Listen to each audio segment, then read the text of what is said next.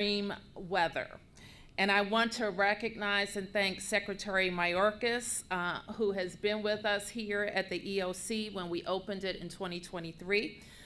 This state-of-the-art facility was built with the President's help with a $7.5 million grant from DHS. I want to thank all of the members of the EOC team that you see behind us, Mr. President. They work daily with partners across the district to keep us safe. We have activated this EOC more than 24 times since opening last year. I've had to declare 34 heat emergencies. And as we know, and we've been briefed on today, they're happening earlier and lasting longer. In the middle of a heat emergency, for example, last year, this EOC responded to Canadian wildfires and the impacts of those fires on our city. A month later, we activated again when we had a short but devastating storm in a part of DC.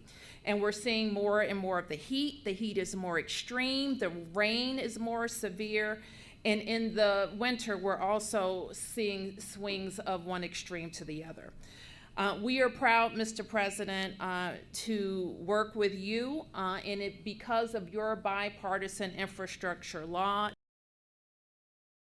DC will receive over $3.5 billion to upgrade our infrastructure so that our city is more resilient. We know that this is the hard work of government. The quality of our lives and our children's lives depend on this work, and our future depends on this work. And we know that with the leadership of the Biden administration, we'll get this right. Ladies and gentlemen, our President, Joe Biden.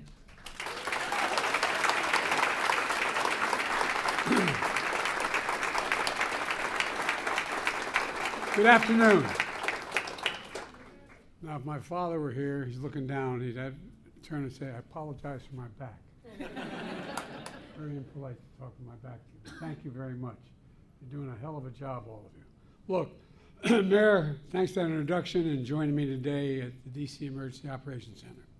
I also want to thank the first responders who risk their lives every single day running into danger to save others while everyone's running away from danger. I'm here to talk about how we're preparing and responding to the dangerous impacts of extreme weather and the climate crisis that's affecting people all around America, all around the country, matter of fact, beyond around America. You know, summer has just started. Already, tens of millions of Americans are under heat warnings from record-shattering temperatures. Last month here in DC, temperature hit 100 degrees. In Phoenix, Arizona, 112 degrees. In Las Vegas, 111 degrees. Above normal temperatures also are expected for much of the country in July, especially in central and eastern United States. Extreme heat, this is, I think, going to surprise a lot of people, not you all, but extreme heat is the #1 weather-related killer in the United States. More people die from extreme heat than floods, hurricanes, and tornadoes combined. Say that again, combined. More people die from heat than those 3 other major issues. And look, right now we're also tracking Hurricane Beryl, which is passing through the Caribbean. It's the earliest time ever a dangerous Category 5 hurricane has been recorded in American history. People impacted islands and communities are in our prayers, and we stand by to provide assistance to them. Look, extreme weather events drive home a point that I've been saying for so long. Ignoring climate change is deadly and dangerous and irresponsible. These climate-fueled extreme weather events don't just affect people's lives, they also cost money, they hurt the economy, and they have a significant negative psychological effect on people. Last year, the largest weather-related disasters cost over, get this, $90 billion in damages in America. $90 billion in damages. That's the cost so far, last year. They drove nearly 2.5 million people out of their homes, from Hawaii to Vermont. These events also pose serious threats to our nation's transportation system, to our power grid, farms, fisheries, and forests. In each case, costing lives and costing money. And the impacts we're seeing are only going to get worse, get more frequent, more ferocious, hitting our most vulnerable people in the most hardest hit communities in the world. Look, you know, we can change all that. It's within our power. That's why today I'm announcing 5 new actions my administration is taking to address extreme weather, including heat and other hazards. The first, the Department of Labor is proposing a new rule that, when finalized, will establish the nation's first ever federal safety standard for excessive heat in the workplace. This includes things like developing response plans to heat illness, training employees and supervisors, implementing rest breaks, access to shade and water. You'd think we'd have to tell people access to shade and water. But gradually easing new employees into heat environments. Across the country, workers suffer heat stroke or even die just doing their jobs. This new rule will substantially reduce heat injuries, illnesses, and deaths for over 36 million workers to whom it will apply, from farm workers to construction workers, postal workers, manufacturing workers, and so much more. You know, I want to thank Vice President Harris for the work she has done since she was in the United States Senate that led to this rule. Second, in the coming days, my Federal Emergency Management will also finalize a rule to improve our nation's resilience against flooding. Resilience. FEMA will now factor in the effects of future flooding for any federally funded construction project. That is, you can look at what caused the damage, what broke down, and what the best way to repair it is. Not just bring it back to what it was, but prioritize making it better. Prioritize nature-based solutions to reduce risk of floods. Look, third, FEMA is announcing nearly $1 billion in grants for over 650 projects across the country that help communities protect against natural disasters, including extreme heat, storms, and flooding. These grants will also help advance my Justice 40 initiative to deliver at least 40% of overall benefits of clean transit, clean energy, and climate investment to devastated communities, to the poor communities always left behind. Fourth, the Environmental Protection Agency is releasing a new report showing the continued impacts of climate change and the health of the American people and on our environment. This report will help us prepare better, respond faster, and save more lives. And fifth, later this summer, my administration will convene the first ever White House Summer on Extreme Heat, bringing together state, local, tribal, and territorial leaders and international partners who are protecting communities and workers from extreme weather every single solitary day. You know, along with these actions, another reason why we're here today is to get the word out so folks know these resources are available to them and anyone who needs them. I was telling the group who briefed me earlier, my brother has an expression, you got to know how to know. We think everybody understands government. It's complicated. We want the American people to know help is here, how to get that help. Follow the guidance from local leaders and public safety officials. Stay indoors, somewhere cool if you're vulnerable. Be careful on hot pavement. Know the signs of heat stroke like headache, nausea, and dizziness. And always have water with you whenever you're outside this summer. Today's announcements build on historic action my administration has already taken to address extreme heat events. We launched a new website, heat.gov. Let me say it again, heat.gov, that shares life-saving information and links a new heat risk tool to help communities forecast extreme heat.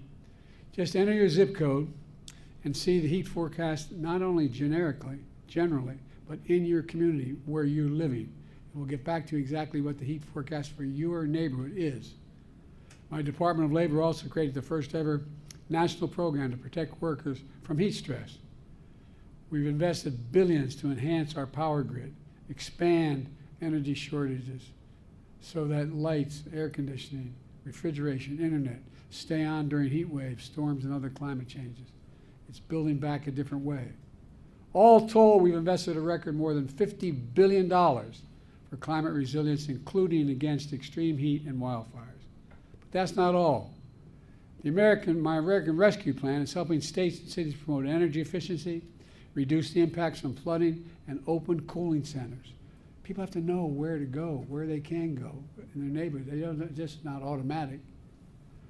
Through the bipartisan infrastructure law, we're delivering over $20 billion to lower your energy costs, upgrading the electric grid to withstand stronger heat waves and storms, And my Inflation Reduction Act, the most significant climate investment ever in the history of the world, anywhere in the world, has already created 300,000 new jobs, building clean energy we need to cut our emissions and to lead the world.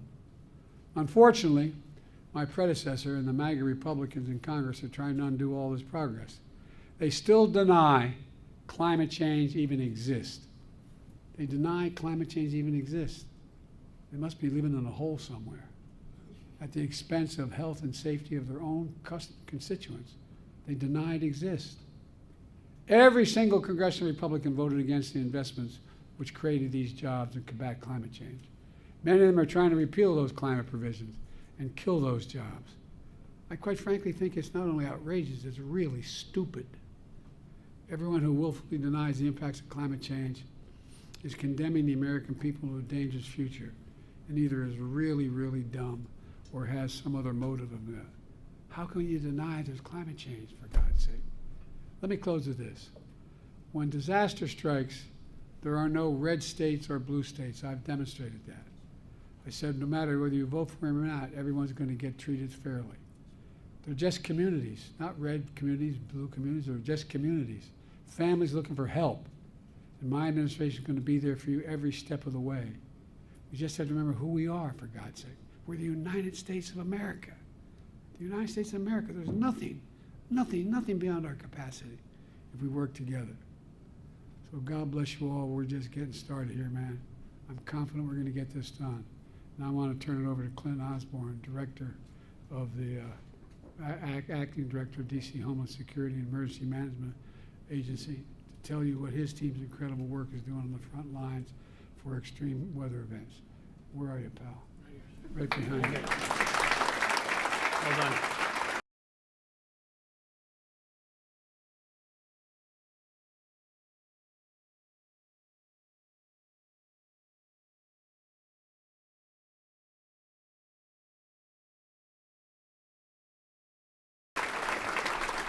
By the way,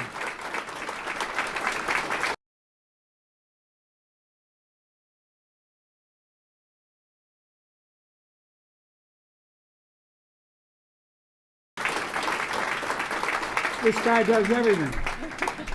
I get in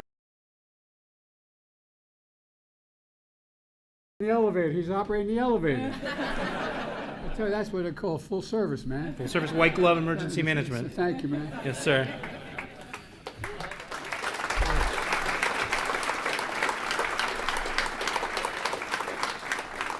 Thank you, Mr. President. Good morning. I'm Clint Osborne, Acting Director of the District of Columbia's Homeland Security and Emergency Management Agency.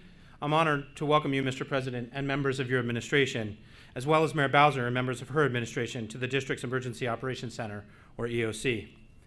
Here at HCEMA, we have more than 120 staff members who work every day to ensure the health and safety of our district residents, businesses, and visitors. You'll also see around us partners, hundreds of partners that we have at the state and local and federal level who come to this center to make sure everything works during emergencies. During an emergency or disaster, our team also works to disseminate timely life safety information to help residents make informed decisions for themselves and their families. And I think you've given us new guidance to make it clear, crisp, and to meet people where they are. We've activated, as Mayor Bowser said, our EOC more than 25 times in the last 2 years for emergencies ranging from heat waves and hurricanes to hazardous air quality incidents because of wildfires. Without the support of dozens of district and federal partners, we wouldn't be able to accomplish our mission and serve our community. I'd like to take this opportunity, Mr. President, to introduce you to just a few of the folks who make up the district EOC team.